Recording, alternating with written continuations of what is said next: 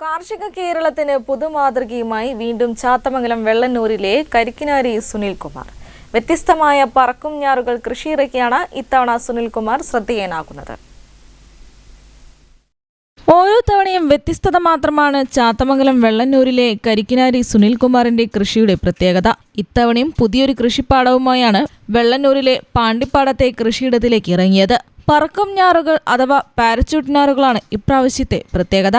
Plastic ട്രേകളിൽ വളർത്തിയെടുത്ത ഞാറുകൾ വയലിലേക്ക് കരയിൽ നിന്നും എറിയുകയാണ് parachute ഞാറുനടീലിന്റെ രീതി. കഴിഞ്ഞ തവണ അരി പച്ചവെള്ളത്തിലിട്ടാൽ നിമിഷനേരം കൊണ്ട് ചോറായി മാറുന്ന അഗോനി ബോറ ഇനത്തിൽപ്പെട്ട നെൽകൃഷിയായിരുന്നു ചെയ്തത്. ഇത് പറക്കും ഞാറുകൾ അഥവാ പാരച്യൂട്ട് ഞാറുകൾ എന്നൊക്കെ പറയുന്ന രൂപത്തിലുള്ള ഒരു കൃഷി രീതിയാണ്. ഇത് ചെറുകിട കർഷകർക്കാണ് ഏറ്റവും ഗുണകരമാവുക. വയലിൽ ചളിയിലിറങ്ങാതെ നാട്ടി നടാം എന്നുള്ളതാണ് ഇതിൻ്റെ ഒരു പ്രത്യേകത. ഏതു നെല്ലും ഇത്തരത്തിൽ പാരച്യൂട്ട് ഞാറുനടിയിൽ ചെയ്യാമെന്നതാണ് പ്രത്യേകത. കുട്ടികൾ ഉൾപ്പെടെ നിരവധി പേരാണ് ആദ്യം പറക്കുഞ്ഞാറുനടിയിൽ പാണ്ടിപ്പാടത്ത് എത്തിച്ചേർന്നത്. പാടത്തെ ചേറിലിറങ്ങാൻ മടിക്കുന്നവർക്ക് ഈ കൃഷിരീതി ഏറെ ഗുണപ്രദമാണ്. കൂടാതെ കുറഞ്ഞ സ്ഥലമുള്ളവർക്കും അനുയോജ്യമാണ് പറക്കും ഞാറുനടിയിൽ. ഇന്ന് നാട്ടി നടാനൊക്കെ ആളെ കിട്ടാത്തൊരു കാലഘട്ടമാണ്. അതുകൊണ്ട് നമുക്ക് കരയിൽ നിന്ന് തന്നെ നാട്ടി നടാം എന്നുള്ളതാണ് ഇതിൻ്റെ പ്രത്യേകത.